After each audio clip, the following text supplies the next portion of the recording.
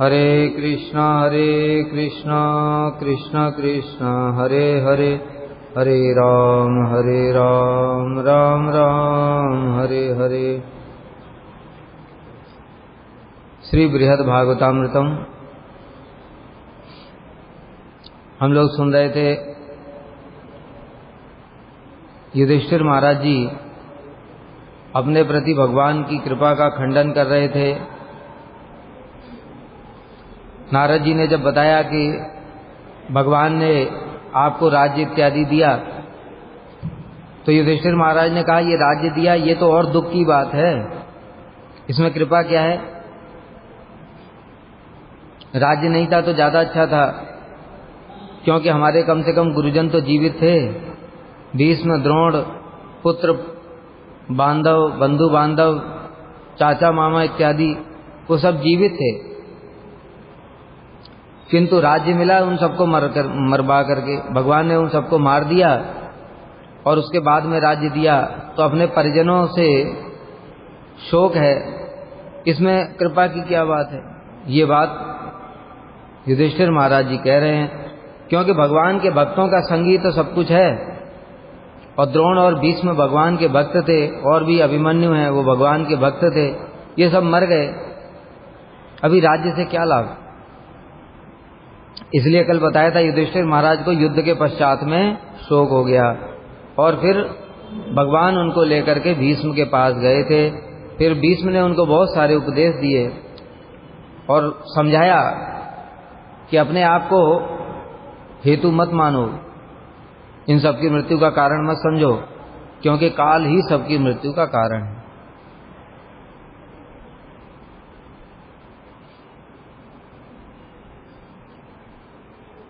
और फिर उसके बाद में बताया कि हमसे बहुत ज्यादा तो द्वारकावासी भगवान के प्रिय हैं, उनके प्रति भगवान की कृपा है, क्योंकि भगवान सब समय वहीं पर वास करते हैं। हमको तो कभी कभी बीच बीच में भगवान के दर्शन होते हैं, जब राजसूय यज्ञ, अश्वमेध यज्ञ इत्यादि हम करते हैं, भगवान को निमंत्रण देते हैं, तब भगवान कभी कभी आ जाते हैं, दर्शन हो जाता है। किंतु द्वारका में तो सब समय ही रहते हैं, इसलिए द्वारकावासी ही परम धन्य हैं। और भी बताया था कि जो दूसरी बात नारद जी ने बताई थी युधिष्ठिर महाराज को, भगवान की आपके प्रति बड़ी कृपा है, क्योंकि भगवान आपके दूत, सारथी ये सब भी बन जाते हैं। स्वयं भगवान होकर के दूत और सारथी जैसा नौकरों वाला काम करना साधारण बात नहीं है। मतलब भगवान की आपके प्रति बड़ी विशेष कृपा है। जिसके प्रति प्रेम होता है उसके लिए व्यक्ति कुछ भी कर देता है, नौकर भी बन जाता है। उसी प्रकार से भगवान आपके दूत और सारथी बने, तो फिर युधिष्ठिर महाराज ने उसका भी खंडन कर दिया कि जो दूत और सारथी बने वो हमारे प्रति प्रेम के कारण नहीं बने, उनको भूभार हरण करना था, मतलब इन दुष्ट राजाओं को वध करना ही था। अब वो जानते थे कि अगर मैं इनकी सहायता नहीं करूंगा तो वध होगा नहीं, इसलिए वो सारथी बने थे, हम पर कृपा करके थोड़ी बने थे। श्री परीक्षित वाच अतः श्री यादवेन्द्र से भीमो नर्म सुहृतम विहस्योच्चैरुवाचेदम शृणु श्रीकृष्ण शिष्य हे। अतः श्री यादवेन्द्र से भीमो नर्म सुहृतम, परीक्षित महाराज जी ने तब कहा, श्री यादवेंद्र के नर्म सुहृत भीमसेन बहुत जोर से हंसते हुए कहने लगे। नर्म मतलब हास परिहास करते। भीमसेन कृष्ण के साथ में हंसी मजाक भी कर लेते थे, अर्जुन भी हंसी मजाक करते थे, लेकिन युधिष्ठिर नहीं करते थे, क्योंकि युधिष्ठिर बड़े भैया हैं, तो उनका थोड़ा वैसा भाव था कृष्ण का, युधिष्ठिर महाराज के प्रति गौरव बुद्धि थी। लेकिन भीम और अर्जुन के प्रति थोड़ा सख्य भाव था, और अर्जुन के प्रति तो विशेष रूप से सख्य था, तो उनसे हंसी मजाक भी कर लेते थे। तो इसलिए नर्म माने विनोदी सुहृत भीमसेन बहुत जोर से हंसते हुए कहने लगे, हे कृष्ण के शिष्य मेरी भी तो कुछ सुनो। कृष्ण के शिष्य कौन? नारद जी। कृष्णम वंदे जगत गुरु, सबके शिष्य, सबके गुरु कृष्ण ही हैं, कृष्ण जगत गुरु हैं।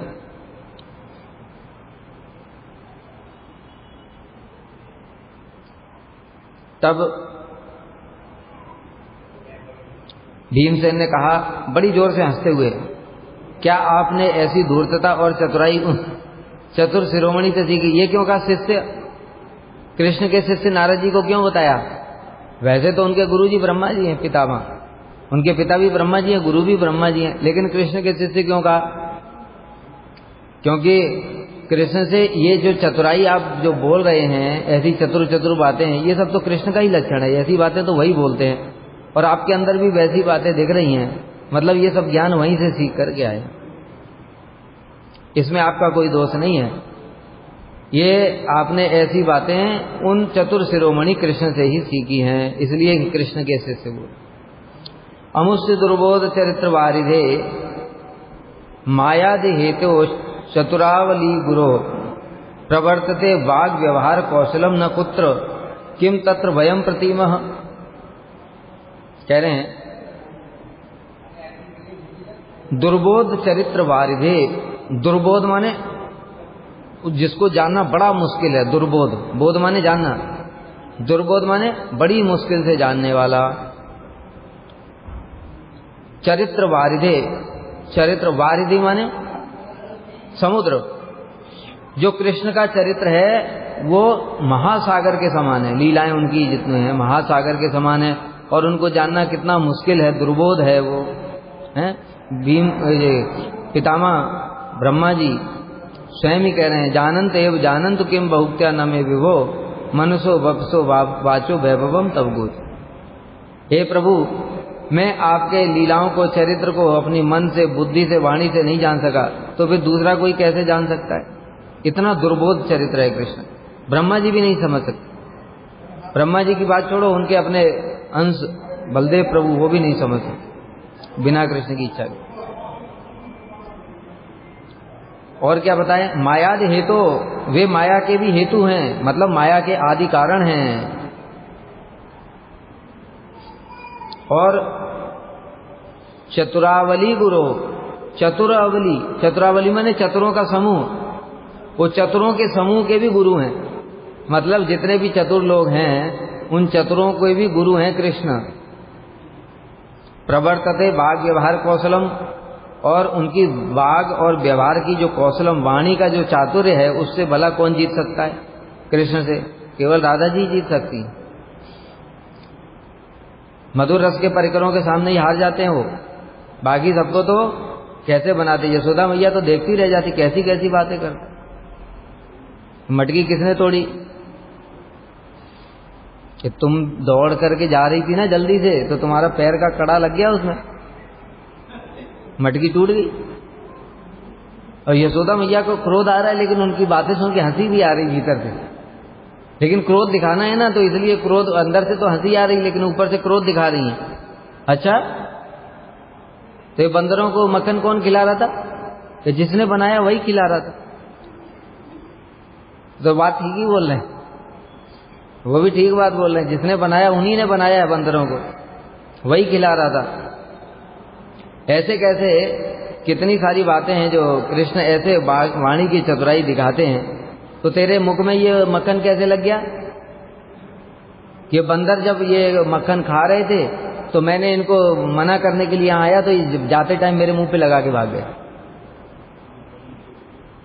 ऐसी ऐसी बातें करते, तो वाक चातुरी है। और भी बताया था ना, एक गोपी के घर में रंगे हाथों पकड़े गए, मटकी में हाथ ऐसे पड़ा हुआ है और उसी समय गोपी आ गई और उसने पकड़ लिया। बेटा क्या कर रहे हो? कुछ नहीं गोपी, चोरी कर रहे हो? नहीं नहीं नहीं, मैं तो बिल्कुल चोरी नहीं करता, मेरा बछड़ा इसके अंदर आ गया। और हाथ निकाल करके ऐसे दिखा, मार्बल का बछड़ा। अभी वो गोपी भी अपना मुंह पकड़ करके दबा के मुंह हंस रही है। तो वाक चातुरी है उनकी, उनकी वाक चातुरी के आगे कोई जीत नहीं सकता है। इसलिए वाक चातुरी क्या बता रहे हैं? चतुरावली गुरु, वाक चतुरा मतलब जितने चतुर हैं उनके समूहों के भी वो गुरु हैं। प्रवर्तते वाग व्यवहार कौशलम, उनकी वाणी की निपुणता और व्यवहार की पटुता कहाँ अपना प्रभाव नहीं दिखाती, मतलब सर्वत्र ही उनकी वाणी का प्रभाव रहता है। और भी उनका जो वाणी का व्यवहार कौशल है वो कहाँ पर पता चला? जो बताया भस्मासुर, भस्मासुर को जब भस्म किया कितना सुंदर सुंदर ऐसी बातें मोहिनी करी, वो उनकी बातों में फंस गया। वृकासुर जिसने शिव जी से वरदान मांगा, जिसके सिर पर हाथ रख दूंगा भस्म हो जाएगा, शिव जी खुद ही फंस गए वरदान दे करके, उनके पीछे ही लग गया वो। फिर शिव जी ने स्मरण किया भगवान का। भगवान बड़ा सुंदर ब्रह्मचारी का वेश धारण करके पहुंच गए और कहने लगे, उसके पिताजी का नाम शायद शकुनी था, हे शकुनी नंदन, तुम इतने बड़े थके हुए से दिखाई दे रहे हो, इतना हैरान होकर के कहाँ जा रहे हो? कहते हैं अभी अभी मुझे ये शिव जी के पीछे जा रहा हूं। कहते वहां क्यों जा रहे हो उनके पीछे? आप तो इतने बुद्धिमान हैं। तो कह रहे हैं इसने मुझे वरदान दिया, जिसके सिर पर हाथ रखूंगा वो जल के भस्म हो जाएगा, तो मैं इसके ऊपर चेक कर रहा हूं वरदान काम करेगा कि नहीं। तो भगवान इतना मोहिनी रूप धारण करके आए ब्रह्मचारी का, हंसने लगे। कहते हैं अरे आप इतने बुद्धिमान होकर के कैसे कैसे लोगों की बातों में विश्वास कर लेते हो? ये शिव, इसकी बात पर विश्वास है? अरे शमशान में रहता है, धतूरा खाता है, इसकी बात का भी कोई विश्वास है? और मान लो पहले वरदान लगते भी थे इसके, लेकिन जब से ये दक्ष प्रजापति ने शाप दिया तब से वरदान काम ही नहीं करता इसका। ऐसी बातों में फंसाया तो वो भी सोचने लगा।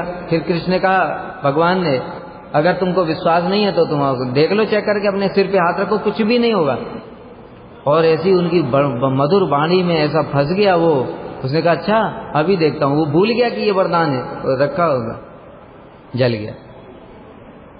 ऐसी वाक चातुरी बलि महाराज के देखो, बलि महाराज को भी कैसी वाक चतुराई में फंसाया। कितना सुंदर बातें बोलते हैं भगवान। एक तो इतना सुंदर रूप धारण करके आए वामन देव का, छोटे से ब्रह्मचारी, महातेजस्वी, सूर्य के समान तेज। बलि महाराज तो सब सारे सभा के जितने भी ऋषि मुनि थे, बलि महाराज सब उठ करके खड़े हो गए, उनका आदर सत्कार किया, चरण दुलाए, चरणामृत पान किया, सिर पे धारण किया और कहने लगे बलि महाराज, हे ब्राह्मण आपको क्या चाहिए? तो उन्होंने कहा, हे बलि कैसी बात चतुराई, आपके वंश में ऐसा कोई नहीं जिसने ऐसा दान ना दिया हो, बड़े बड़े दान दिए आपके कुल में। प्रहलाद और विरोचन जैसे महात्मा हुए आपके। विरोचन ने तो अपना जीवन ही दान दे दिया, वो जानते थे ये इंद्र है, छल करने के लिए आया है, फिर भी अपना जीवन दान दे दिया। ऐसे ऐसे दान ही हुए। और आपके वंश में कैसे कैसे वीर हुए हैं। हिरण्याक्ष, बड़ी मुश्किल से विष्णु ने उसको मार पाए थे, आसान नहीं था उसको मारना, विष्णु की गदा गिरा दी। ऐसे ऐसे वीर हुए। और हिरण्यकश्यपु की वीरता तो पूछो ही मत, वो तो विष्णु का पीछा करते करते वैकुंठ भी चला गया। और वैकुंठ में जब विष्णु ने देखा मैं इसे जीत नहीं पाऊंगा तो क्या करूं, अपने प्राण बचाने के लिए अपने योग बल से उसकी नाक के द्वारा अंदर घुस करके भीतर ही बैठ गए। ये तो बाहर ढूंढेगा, मैं भीतर बैठ जाता हूं। इसलिए हिरण्यकश्यपु फिर वापस आ गया। मतलब कितना वीर था वो कि भगवान भी डर करके छुप गए थे, उससे युद्ध नहीं किया। उसी प्रकार से आपकी भी कीर्ति है। इसलिए हे बलि महाराज, मुझे केवल 3 पग भूमि चाहिए, वो भी अपने पैरों से। तो बलि महाराज उनकी वाक चतुराई में फंस गए। कहते हैं अरे ब्राह्मण देवता, आपकी बातें तो वृद्धों जैसी हैं, जैसे बूढ़े लोग बातें करते, बड़ी मैच्योर, कैसी कैसी बातें करे, पूरी हिस्ट्री पता है उनको सब। हिरण्याक्ष, हिरण्यकश्यपु, विरोचन, प्रहलाद, सबके बारे में सब पता है। इसलिए आपकी बातें तो वृद्धों जैसी हैं, किंतु बुद्धि बालकों जैसी है। क्यों? क्योंकि आप मुझसे मांग रहे हैं।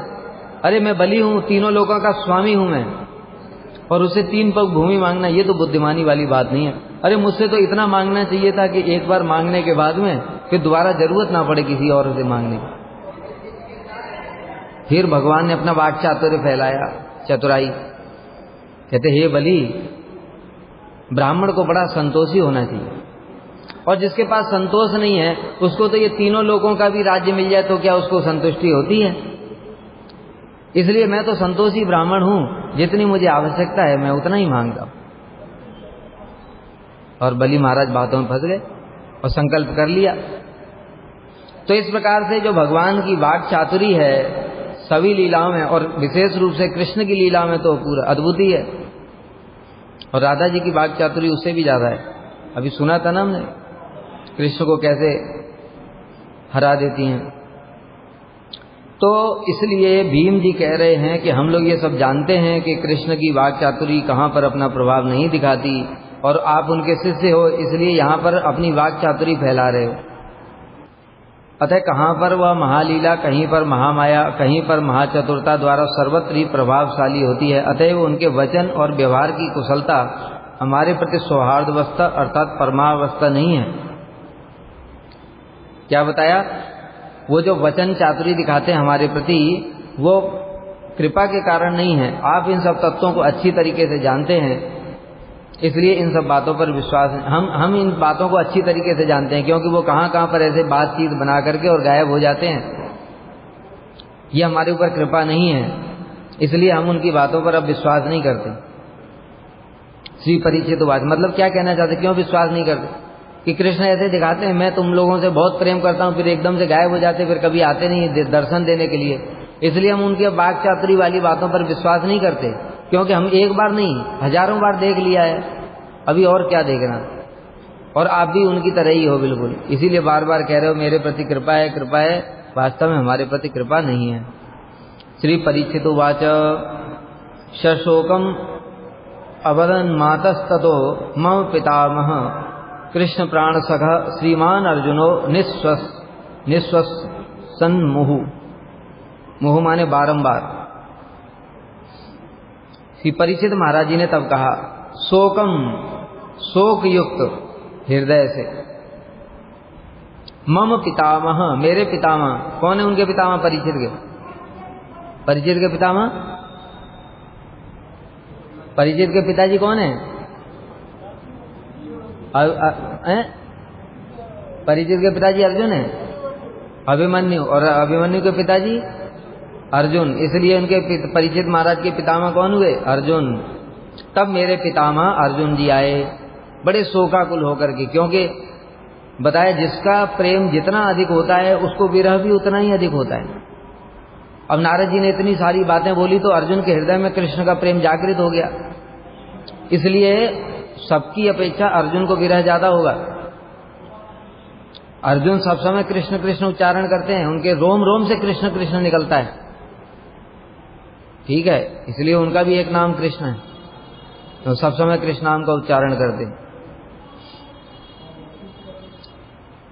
तो मेरे पितामह अर्जुन शोकाकुल हृदय से बारंबार निश्वास त्याग करते हुए विरह कहने लगे। क्यों शोक हुआ उनको? अपने सखा की निष्ठुरता। मित्र जो होता है अपने मित्र को भूलता नहीं है, छोड़ता नहीं है, लेकिन ये कहते हैं मित्र हैं इतने दिन हो गए उनको कोई हमारी चिंता नहीं है। तब टेलीफोन नहीं होते थे ना, मैसेज करते हैं व्हाट्सएप पे, हरे कृष्णा अर्जुन जी आप कैसे हैं, व्हाट्सएप पे कॉल हो जाए, तब नहीं होता था। इसलिए कह रहे हैं निष्ठुरता का, अपने जो मित्र हैं कृष्ण उनकी निष्ठुरता का वर्णन कहते हुए कहने लगे। श्री भगवान अर्जुन उवाच भवत् प्रियतमेशेन भवन मुना कृतः कृपा भरो अपि दुखाय किलास्माकं बभूव सह। हे भगवान, मतलब नारद जी को कह रहे हैं, हे भगवान आपके प्रियतम प्रभु कृष्ण ने हम पर जो कृपा की है, क्या वह हमारे दुख का कारण नहीं है? मतलब उनकी कृपा ही तो दुख है। कृपा मतलब प्रेम, और प्रेम में फिर उसके बाद जब विरह होता है तो दुख होता है भक्तों को, इसलिए उनकी कृपा ही दुख है। और दूसरा दुख क्या है सुनो, दूसरा दुख है सारथी आदि बनकर हम पर जो कृपा प्रदर्शित करी है वह हमारे दुखों का कारण है।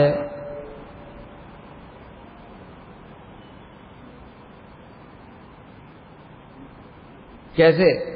अब बता रहे हैं सारथी वो बने, वो हमारे लिए सुख का कारण नहीं है, वो कृपा नहीं है, वो हमारे लिए उल्टा दुख का कारण है। क्यों? अब बता रहे हैं स्वधर्मैक परई शुष्क ज्ञान वद भी कृतारणे भीष्मादि भी प्रहारा ये वर्म मर्म भिदो दृणा ते तस्याम मत्कृते स्वस्य श्रीमूर्तौ चक्रपाणिना वार्यमाणेन च मया सोढ़ा स्वीकृत्य वारशः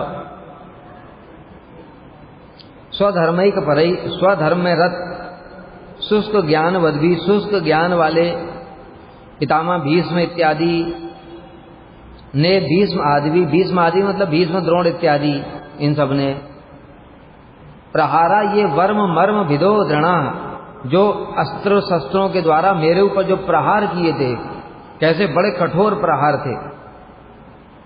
वे साधारण नहीं थे, बताए ना। भीष्म के बाणों को तो एक बार जब उनकी ट्रेनिंग ही चल रही थी, ट्रेनिंग पीरियड होता है ना, ट्रेनिंग पीरियड, उसी टाइम में जब जो गंगा जी उनको शिक्षा देकर परशुराम से लेकर के आई थी, तो भीष्म पितामह एकदम बालक युवक ही थे, 16, 17, 18 साल के रहे होंगे, और उन्होंने आकर के गंगा जी का प्रवाह रोक दिया बाणों से।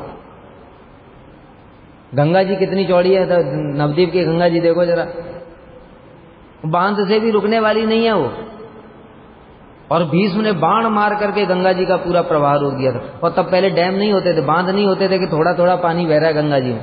पहले गंगा जी 1-1 किलोमीटर चौड़ी हुआ करती। यमुना जी को इतना है तो पैदल चल के पार कर जाते यमुना जी को। यमुना जी का इतनी छोटी थी, तो इसलिए 1-1 किलोमीटर की नदियां होती थी, इतना उनमें पानी हुआ करता था। और भीष्म ने बाणों के द्वारा ही वो पूरा जल प्रवाह रोक दिया। शांतनु आए, देख करके बड़े आश्चर्य में पड़ गए, इतना किसकी शक्ति हो गई। गंगा जी का प्रवाह रोक दिया, अपना धनुष बाण लेकर के आए। तब गंगा जी ने कहा ये आपका पुत्र है। इतनी मतलब ट्रेनिंग पीरियड में इतने शक्तिशाली थे, सोचो, बाणों के द्वारा गंगा जी का प्रवाह रोक दिया, इतने शक्तिशाली थे। और बताया अपने परशुराम गुरु जी को मार मार करके बाण छत विच्छत कर दिया था, और वही बाण फिर चला रहे हैं अभी कृष्ण के ऊपर चला रहे हैं। वे अस्त्र सुदृढ़ कवच भेदी और हृदय विदारक थे, मतलब कवचों को भी फाड़ करके और अंदर घुस करके हृदय में चुभने वाले बाण थे। मारना तो मुझे चाहते थे, लेकिन चक्रपाणी कृष्ण ने वो अपने ऊपर ले लिए थे। यही सोच सोच करके दुख होता है हमको। अब तक हमारे हृदय में वो व्यथा है कि भगवान को कितना कष्ट सहन करना पड़ा। भक्त है ना, हमारी तरह थोड़ी हैं। हम होते तो कहते देखा भगवान ने हमारे लिए बाण खाए, लेकिन भक्त हैं, उनको क्या है, भगवान ने मेरे लिए बाण खाए, कितने दुख की बात है, भगवान को मेरे कारण कष्ट हुआ।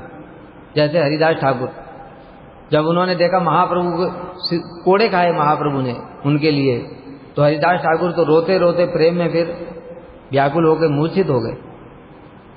तो उसी प्रकार से अर्जुन जी कह रहे हैं कि वो बातें मैं अभी तक भूला नहीं हूं कि भगवान ने मेरे लिए बाण खाए, इतने सारे अस्त्र शस्त्र उनको सहन करना पड़ा। ये कृपा थोड़ी है, उनकी कृपा को याद करके हमको दुख होता है। हमारे जीवन पर धिक्कार है जो हमारे लिए प्रभु ने इतना कष्ट सहन किया। इसलिए ये सब हमारे लिए हृदय विदारक है।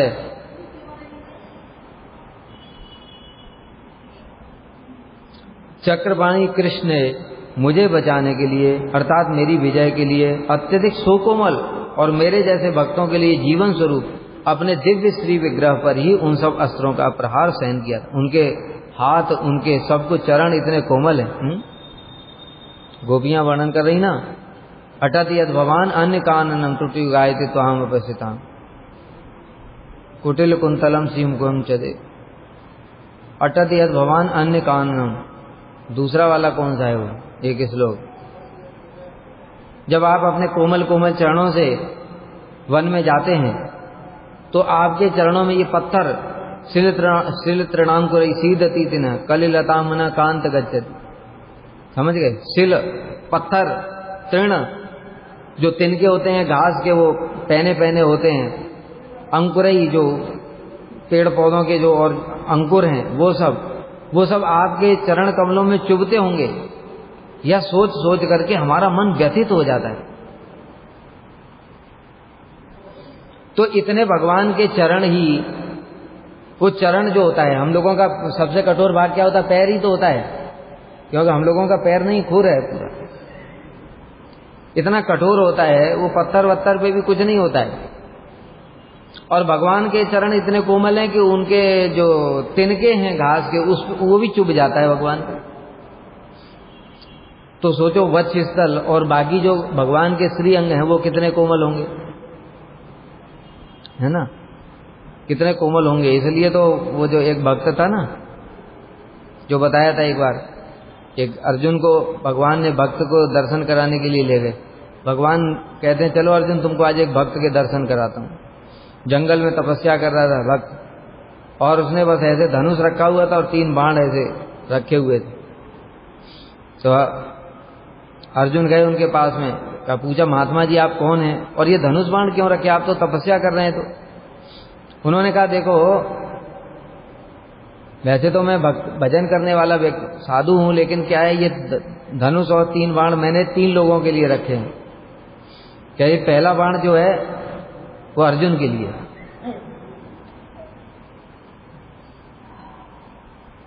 अर्जुन ने बताया नहीं मैं ही अर्जुन हूं। तो पूछने लगे ये अर्जुन ने क्या किया, तो कहने लगे अर्जुन वो इतना दुष्ट है, मेरे प्रभु के हाथ इतने कोमल, मतलब पुष्प से भी कोमल मेरे प्रभु के हाथ हैं, और उन हाथों के द्वारा उसने रथ का पूरा लगाम खिंचवाया उनसे, इसको तो मैं जरूर दंड दूंगा। तब अर्जुन को समझ में आया हाँ सच में परम भक्त, कैसी कैसी भक्तों की भावना है। फिर दूसरा द्रौपदी के लिए, यानी द्रौपदी ने क्या किया, कहते मेरे प्रभु जब भोजन कर रहे थे जिस समय द्वारका में बैठ करके, और ये द्रौपदी ने उसी समय उनको पुकारा था, प्रभु को भोजन नहीं करने दिए, और उसी समय प्रभु अपना भोजन छोड़ करके इसकी रक्षा करने के लिए आ गए। अरे अपने स्वार्थ के लिए इसने ऐसा क्यों किया, मेरे प्रभु के भोजन में बाधा दी। अर्जुन कहते सच में परम भक्त। फिर तीसरा बाण किसके लिए, तीसरा बाण प्रहलाद के लिए। प्रहलाद ने क्या किया, प्रहलाद ने अरे इसकी वजह से तो मेरे प्रभु को इतना विकराल रूप धारण करना पड़ा, मेरे प्रभु का मुख इतना सुंदर है और उन्होंने सिंह का रूप धारण किया, ये तो प्रहलाद के लिए। तो इस प्रकार से अर्जुन को समझ में आया भाई कैसे कैसे परम भक्त हैं। इस प्रकार से मतलब कहने का है भगवान के हाथ, उनके चरण, उनके सब कुछ इतने कोमल हैं, और ऐसे कोमल कोमल हाथों के द्वारा भगवान ने अर्जुन का रथ हाँका, और रथ हाँका चलो चलो हाथ में तो थोड़ा बहुत चोट लगी होगी, वो तो इतनी ज्यादा नहीं थी, लेकिन जो भीष्म जो बाण मार रहे हैं उनका तो कोई इलाज ही नहीं किसी के पास, महाशक्तिशाली बाण है, और वो भगवान के कवच को भी तोड़ करके और भीतर जो घुस रहे हैं और रक्त निकल रहा है भगवान का, ये सोच सोच करके अर्जुन का हृदय विदीर्ण हो रहा है। यही कह रहे हैं कि ये हमारे ऊपर कृपा नहीं है, वो दुख अभी तक मैं भूल नहीं पा रहा हूं जो भगवान ने हमारे लिए ऐसे कठोर बाणों को अपने शरीर पर स्वीकार किया। अथवा जगत में भक्त वात्सल्य रस को प्रकट करने के लिए श्री कृष्ण ने अपने अंगों पर उन अस्त्रों के प्रहार को स्वीकार किया था। भगवान तो अपने भक्त वात्सल्य गुण प्रकाशित कर रहे हैं, लेकिन भक्त को कैसा लगेगा फिर, भगवान भले ही भक्त वात्सल्य गुण प्रकाशित कर रहे हैं कि अपने भक्तों के लिए मैं देखो कितना कष्ट भी सह सकता हूं, मार भी खा सकता हूं, लेकिन भक्त का तो हृदय विदीर्ण होगा ना, भक्त के हृदय को कितना कष्ट होगा। इस प्रकार से रक्त धाराओं को प्रवाहित कराया था। वास्तव में जिसे जगत में भक्त वत्सलता के प्रदर्शन का कारण ही समझना चाहिए, वो हमारे प्रति कृपा नहीं है, भगवान अपने गुण को ही प्रकाशित कर रहे थे कि मैं देखो कितना भक्त वत्सल हूं, और भक्तों के लिए मैं कष्ट भी सहन कर सकता हूं, बाण भी खा सकता हूं। यदि कहो कि भगवान का वह भक्त वात्सल्य किस प्रकार का था, इसके लिए कह रहे हैं मेरे द्वारा रोकने पर भी अर्जुन ने रोकने की कोशिश की, बार बार चरण पकड़ रहे हैं अर्जुन कि प्रभु आप मत करो, लेकिन भगवान नहीं मानते। हे भगवान आपने प्रतिज्ञा की है कि आप महाभारत युद्ध में अस्त्र धारण करके युद्ध नहीं करोगे, अतः आप ऐसी प्रतिज्ञा करके भी भीष्म आदि योद्धाओं का विनाश करने के लिए क्यों अग्रसर हो रहे हैं। जब अर्जुन को कहा भगवान ने, अर्जुन तुम बाण मारते क्यों नहीं है पितामह को, और पितामह तो सबको मारे जा रहे हैं, अर्जुन की ध्वजा, उनका गांडी, भगवान के कवच सब काट डाले उन्होंने। तो तो फिर अर्जुन को भगवान बार बार कह रहे हैं कि तुम बाण मारो, तो अर्जुन तो मारते ही नहीं है, या कुछ भी कह लो। पितामह से प्रेम था उनका, तो भगवान ने कहा कि ठीक है तू नहीं मार पाएगा तो ले मैं ही मारता हूं। इसलिए भगवान कूद गए, रथ से कूद गए। तो सारी पृथ्वी, भागवत में वर्णन, सारी पृथ्वी कांपने लगी। भगवान क्रोध में कूदे और कूद करके बड़ी, रथ का पहिया पड़ा हुआ था उसको उठा करके और बड़े वेग से भीष्म की ओर दौड़े। भीष्म तो आनंदित हो गए, भगवान के हाथों मरने से बढ़कर के सौभाग्य भला क्या हो सकता है। लेकिन अर्जुन बड़े दुखी हो गए, कहते प्रभु ने प्रतिज्ञा करी है और मैं उनकी प्रतिज्ञा की रक्षा भी नहीं कर पा रहा हूं। इसलिए दौड़े बड़ी तेजी से अर्जुन और पीछे से जाकर चरण पकड़ लिए कि प्रभु आप मत करो। तो भगवान ने कहा कि तू नहीं करेगा तो फिर मुझे ही करना पड़ेगा ना, तुझे बोल रहा हूं मार मार तो तू मारता ही नहीं है तू, इसलिए मुझे ही मारना पड़ेगा। तब जैसे तैसे करके अर्जुन ने रोका, नहीं प्रभु अब देखना अब मारूंगा। तो फिर वो भगवान ने वो जो चक्र छोड़ा था वहीं से फेंक दिया था, यही एक चक्रा में गिरा। जो नित्यानंद प्रभु का जन्म स्थान है वहीं पर वो चक्र गिरा था, इसीलिए वो एक चक्र है।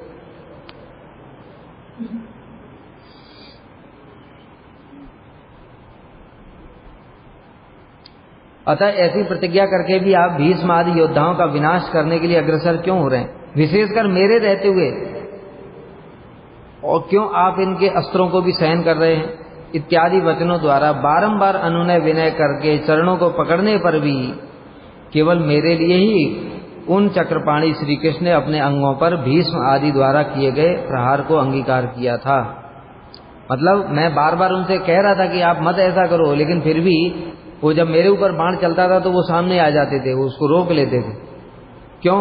भक्त वात्सल्य का गुण प्रकाशित करने के लिए। ये सोच सोच करके हमको बड़ा दुख होता है कि भगवान ने हमारे लिए इतना कष्ट सहन किया।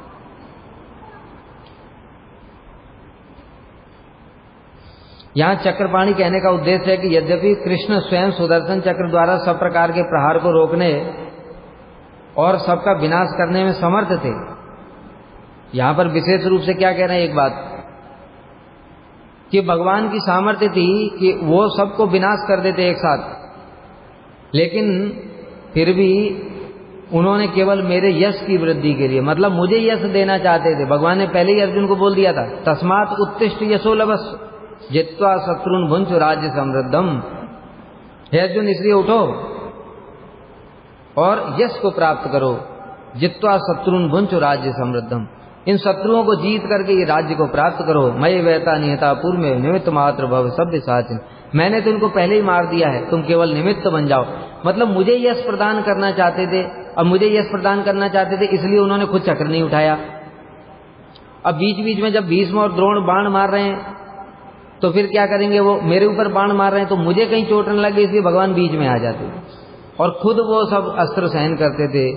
इसलिए भगवान ने ये जो हमारे लिए इतना कष्ट सहन किया, ये हमारे प्रति कृपा नहीं है। कृपा भी बहुत दुख का कारण है। कृपा तो है, लेकिन वो कृपा याद कर करके हमको बड़ा दुख होता है।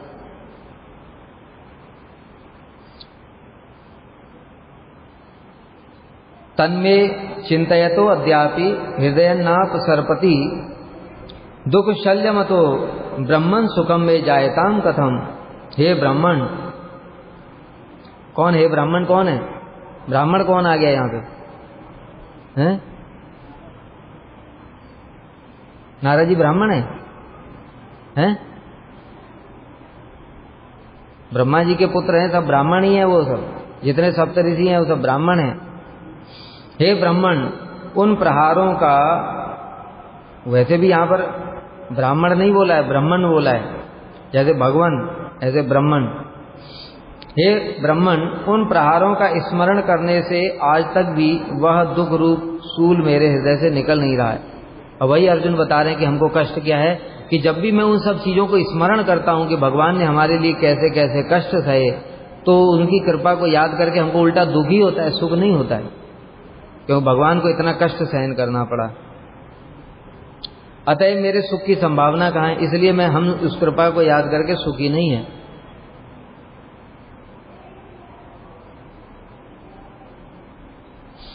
कर्मणा ये न दुखम स्या निज प्रिय जनस्य ही न तस्याचरणम प्रीते कारुण्यस्यावे लक्षणम। जिन कार्यों द्वारा अपने प्रिय व्यक्तियों को दुख होता है उनको करना कभी भी प्रीति या कृपा का लक्षण नहीं। अर्जुन देखो कैसे खंडन कर रहे हैं कि भगवान की कृपा नहीं हमारे प्रति। हम जिससे प्रेम करते हैं उसके लिए कोई ऐसा काम करें जिससे उसको दुख हो, तो ये क्या प्रेम होगा? नहीं होगा। लेकिन भगवान ने ऐसा ही किया। भगवान हमसे प्रेम करते हैं, लेकिन हमारे प्रति प्रेम के कारण उन्होंने ऐसे कार्य किए जिससे हमको दुख हो रहा है, तो ये कृपा कहाँ हुई? कौन सा क्या कार्य किया? वही जो युद्ध भूमि में उन्होंने बाण खाए भीष्म इत्यादि के, और वो स्मरण करते, वो बाण जो उन्होंने खाए वो मेरे हृदय में बाण की तरह चुभ रहा है। और जब तक किसी के हृदय में अगर बाण लगा हुआ है तो उसको फिर सुख कैसे हो सकता है? जैसे भीष्म के बाण लगे हुए सारे शरीर में। भगवान युधिष्ठिर और पांडवों को लेकर के पहुंच गए वहां और कहने लगे, पितामह ये युधिष्ठिर को शोक हो गया है, आप थोड़ा उनको उपदेश दीजिए। तो पितामह कहने लगे, प्रभु आप कैसी बातें करते हो, मेरे शरीर में इतने बाण घुसे हुए हैं, इस पार से उस पार तक इतनी व्यथा हो रही है, ऐसे में कोई उपदेश देगा?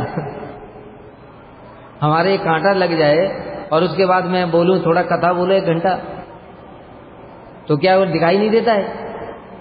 चोट लगी हुई है, कैसे कथा बोलूंगा? ध्यान तो उसमें जा रहा है बार बार। और किसी के शरीर के आर पार इतने बाण लगे हों और उससे कहें कथा सुनाओ थोड़ा, युधिष्ठिर महाराज को उपदेश दो। तो भगवान ने उनका अमृत, अपना हस्त अमृत दृष्टि के द्वारा उनके सारे दुखों को हर लिया, स्पर्श किया, और बस भीष्म पितामह के सारे दुख खत्म हो, कष्ट व्याधि सब खत्म। तो उसी प्रकार से कह रहे हैं कि जो सूल है, जो कौन सा सूल, जो कृष्ण ने हमारे लिए इतने कष्ट सहे, उनके शरीर से रक्त भी निकल रहा था, जो भीष्म ने बाण मारे थे उनके शरीर से रक्त भी निकल रहा था भगवान के, वो मेरे हृदय में अभी भी बाण की तरह चुभ रहा है, तो फिर हमको सुख कैसे हो सकता है? इसलिए अर्जुन कह रहे हैं ये कृपा का लक्षण नहीं है। अर्थात कृपा होती अगर उनकी तो हमारे लिए ऐसा काम नहीं करते हो। भीष्म द्रोणादि हननानिवृत्तम माम प्रवर्तयन महाज्ञानी वरह कृष्णो यत् किंचित उपदिष्टवान। और भी बता रहे हैं कि देखो, भीष्म द्रोणादि हनन निवृतम, भीष्म द्रोण आदि को जब मैं मारना नहीं चाहता था, कब? युद्ध से पहले। युद्ध शुरू हुआ, सेनाएं आपस में खड़ी हो गई आमने सामने, युद्ध के लिए पूरा रेडी। उसी समय अर्जुन ने कहा, हे केशव, मेरा रथ दोनों सेनाओं के मध्य में ले चल, मैं देखना चाहता हूं कि हमसे जो युद्ध करने के लिए आए हैं वे भला कौन कौन है। भगवान ने कहा ठीक है।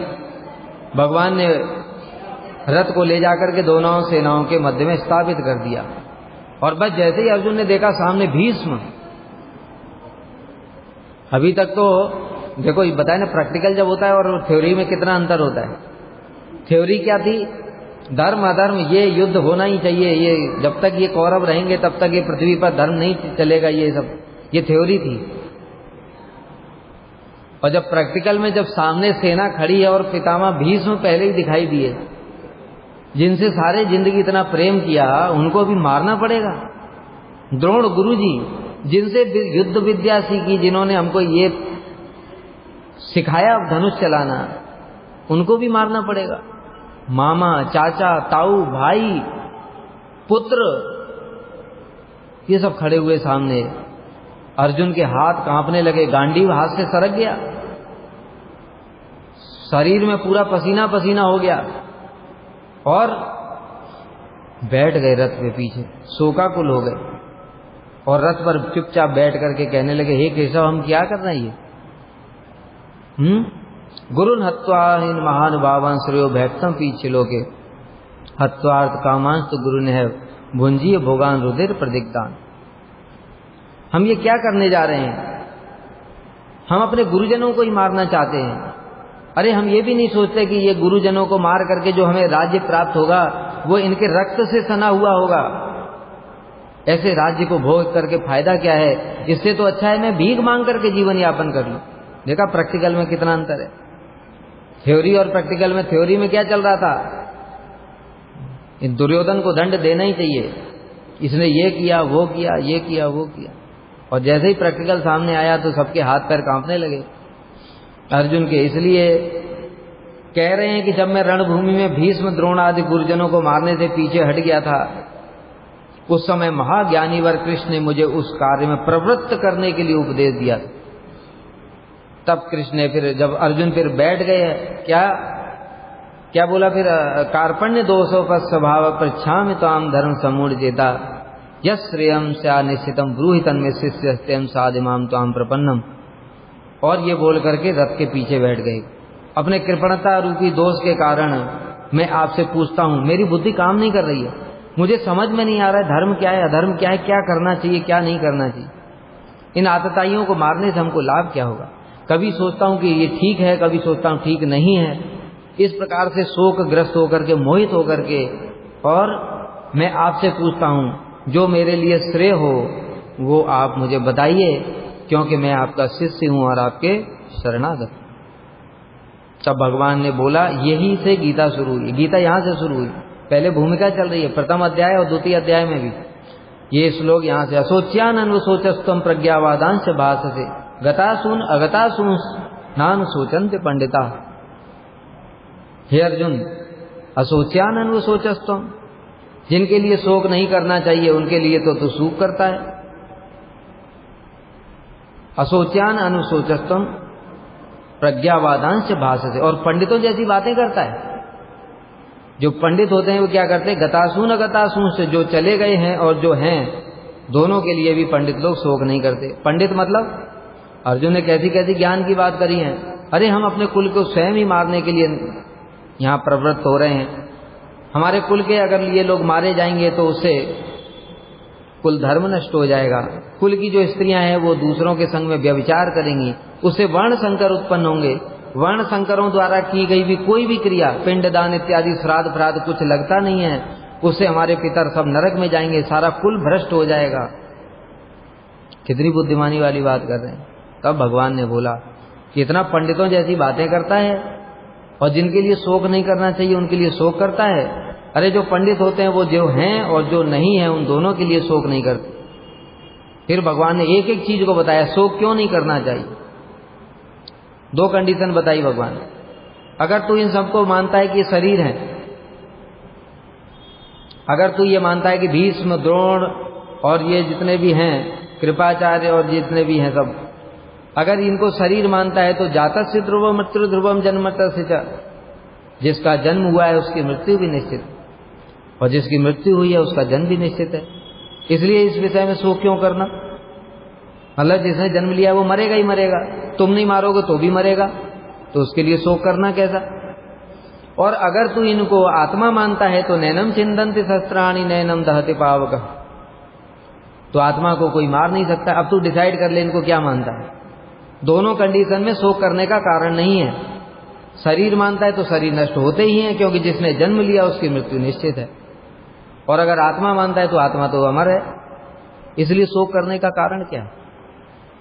तो यही कह रहे हैं कि भगवान ने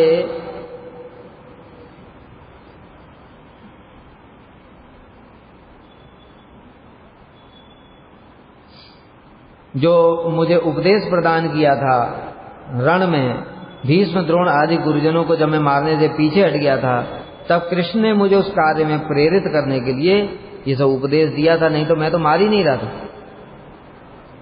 इस प्रकार से उन्होंने बोला।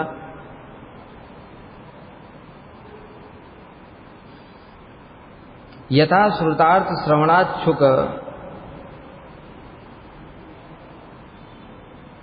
यथा श्रुतार्थ श्रवणात् शुष्क ज्ञानी सुखप्रदम महादुःखप्रदस्माकं भक्ति महात्म्य जीविनाम।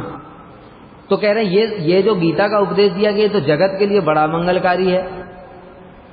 ये तो बड़े कृपा का लक्षण है ना, गीता का उपदेश दिया तो तुमको, ये तो कृपा है भगवान की। कहते ना ना कृपा नहीं है ये, क्योंकि ये शुष्क ज्ञान का उपदेश दिया था उन्होंने। भक्तों को कभी इसमें आनंद नहीं आता है।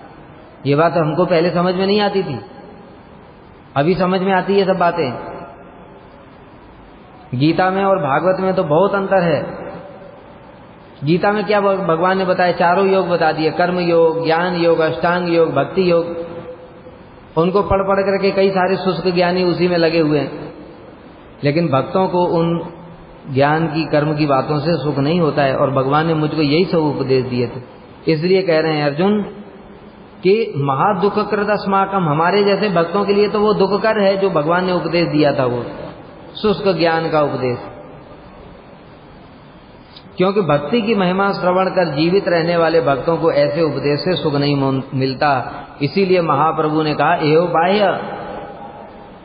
खुद देखो भगवान की लीला कितनी विचित्र है। खुद महाप्रभु ही तो कृष्ण है। कृष्ण अवतार में वो गीता का उपदेश दे रहे हैं और महाप्रभु के अवतार में उसका खंडन भी कर रहे हैं। कैसा विचित्र लीला। इसलिए तो भगवान की लीलाओं को समझने में ब्रह्मा जी भी क्यों चक्कर खा जाते हैं।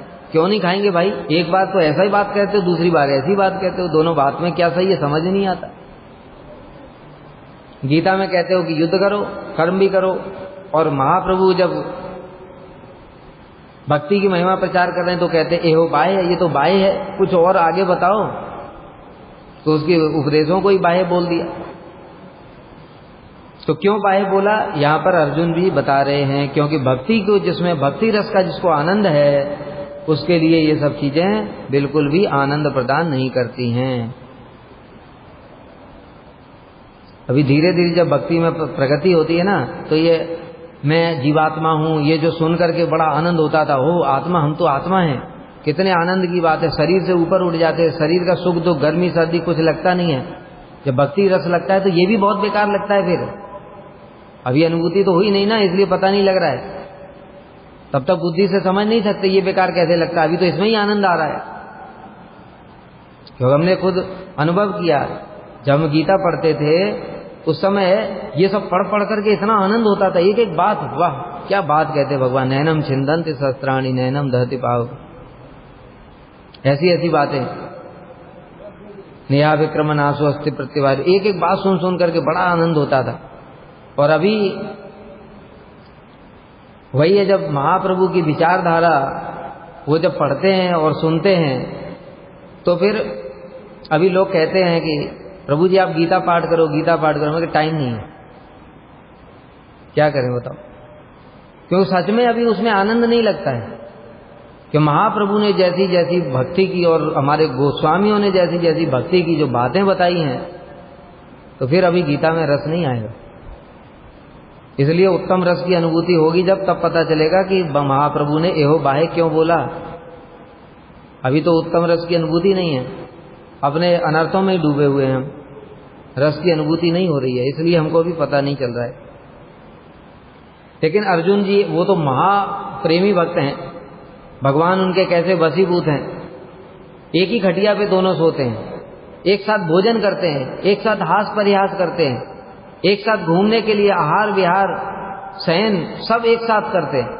कितना प्रेम करते हैं अर्जुन को भगवान, इसलिए वो प्रेमी भक्त हैं। इसलिए वो जानते हैं कि ये जो गीता का शुष्क उपदेश दिया था उसमें मुझे कुछ भी आनंद नहीं हुआ।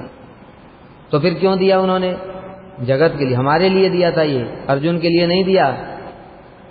अरे जिसको भगवान जिसके साथ में साक्षात रहते हैं उसको भला मोह कैसे हो सकता है। मोह तो माया का काम है। जहां भगवान स्वयं विराजमान है जिस रथ के ऊपर, वहां माया विराजमान कैसे हो सकती है। इसलिए अर्जुन को कभी मोह नहीं हो सकता, कभी उनको माया स्पर्श नहीं कर सकती। अरे भगवान के पार्षदों की तो बात छोड़ो, भगवान जिस जल में शयन करते हैं उस जल को भी माया स्पर्श नहीं कर सकती। कारण उदक साई विश्व, कारण समुद्र में शयन करते हैं उस जल को भी माया स्पर्श नहीं कर सकती, वो दूसरी साइड खड़ी रहती है। तो फिर अर्जुन तो बहुत ऊपर है। इसलिए अर्जुन को निमित्त बना करके भगवान ने गीता का उपदेश हम लोगों को दिया है। और भगवान ने ये बात बोली थी, अर्जुन को ये बात बताई भी थी कि मैंने ये पहले सूर्यदेव विवस्वान को दिया, सूर्यदेव विवस्वान ने मनु को दिया, मनु ने इक्ष्वाकु को दिया, और इक्ष्वाकु ने, इस प्रकार से परंपरा में ये योग चल रहा था। किंतु काल के प्रभाव से वह योग नष्ट हो गया। हे अर्जुन, वही योग मैं तुमको प्रदान कर रहा हूं। क्योंकि भगवान जब बताए ना, काल क्रम से जब वो ज्ञान लुप्त हो जाता है तो भगवान कुछ निमित्त बना करके या तो अपने भक्तों को भेजते हैं या स्वयं आते हैं और फिर वो उसको पुनः प्रचार करते। तो गीता का पुनः प्रचार करने के लिए भगवान ने अर्जुन को निमित्त बनाया, उनको कभी शोक और मोह संभव ही नहीं।